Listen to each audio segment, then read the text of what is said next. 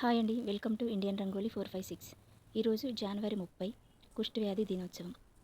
భారతదేశంలో ప్రతి సంవత్సరం జనవరి 30న కుష్ఠవ్యాధి నిర్మూలన దినోత్సవంగా జరుపుకోవడానికి ప్రధాన కారణం ఆ రోజు జాతిపిత మహాత్మా గాంధీ వర్ధంతి.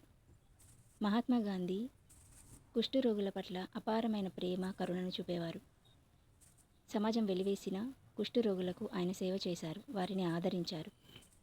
కుష్ఠవ్యాధి పట్ల ఉన్న అపోహలను తొలగించి ఆ వ్యాధిగ్రస్తులపై ఉన్న వివక్షను అంతం చేయడానికి ఈ రోజును ఎంచుకున్నారు.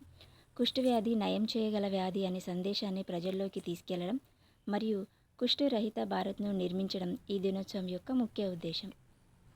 గాంధీజీ త్యాగాన్ని స్మరించుకుంటూ ఆయన ఆశయాలకు అనుగుణంగా కుష్ఠవ్యాధిగ్రస్తులకు సమాజంలో గౌరవం, సమానత్వం కల్పించడం కోసం ఈ రోజును ఎంచుకున్నారు. కుష్ఠవ్యాధి మల్టీ డ్రగ్ థెరపీతో పూర్తిగా నయం చేయగల వ్యాధి. దీన్ని ఆరంభంలోనే గుర్తిస్తే వికలాంగత్వాన్ని నివారించవచ్చు. అయినప్పటికీ వ్యాధిపై ఉన్న అపోహలు, సామాజిక కళంకం కారణంగా రోగులు వివక్షకు గురవుతూ చికిత్సకు దూరంగా ఉండడం నిజమైన సవాలుగా మారింది. సామాజిక వివక్ష కారణంగా రోగులు బయటకు రాకపోవడం వల్ల వ్యాధి ముదిరి నరాల నష్టం మరియు వైకల్యం సంభవిస్తుంది. వ్యాధి ముట్టుకుంటే వ్యాపిస్తుంది అనే తప్పుడు నమ్మకం సమాజంలో రోగులను వేరు చేయడం ప్రధాన సమస్య. చికిత్స అందుబాటులో ఉన్నప్పటికీ ప్రపంచవ్యాప్తంగా కొత్త కేసులు నిరంతరం నమోదు అవుతూనే ఉన్నాయి. కుష్ఠవ్యాధిగ్రస్తులను అపవిత్రమైన వారుగా భావించి సమాజం, కుటుంబం, అలాగే పనిచేసే చోట నుండి వెలివేయడం జరుగుతుంది. వ్యాధి కంటే సమాజం చూసే చూపు మరియు వివక్ష రోగిని తీవ్రమైన మానసిక వేదనకు, ఒంటరితనానికి గురిచేస్తుంది.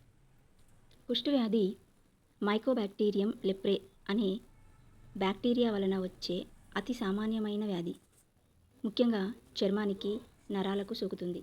చాలా నెమ్మదిగా పెరిగి వ్యాధి లక్షణాలు బహిర్గతం కావడానికి సగటున 3 ఏళ్లు పడుతుంది.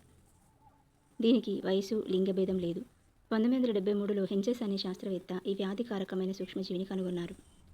శరీరంపై పాలిపోయిన లేదా రాగి రంగు మచ్చలు, కాళ్ళు, చేతులు తిమ్మిర్లుగా ఉండడం, ఎంతకీ మానని పుండ్లు, చర్మంపై ముడతలు లాంటి కాయలు కనిపించడం, మచ్చలపై నొప్పి తెలియకపోవడం వంటివి ఈ వ్యాధి లక్షణాలు.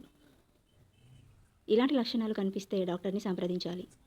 ప్రాచీన కాలం నుండి మానవ జాతిని పట్టి పీడిస్తున్న వ్యాధి ఈ కుష్ఠవ్యాధి. మనిషి నాడీ మండల వ్యవస్థ మీద దీని ప్రభావం ఎక్కువగా ఉంటుంది. ముఖ్యంగా చేతులు, కాళ్ళు దీని ప్రభావానికి ఎక్కువగా లోనవుతాయి.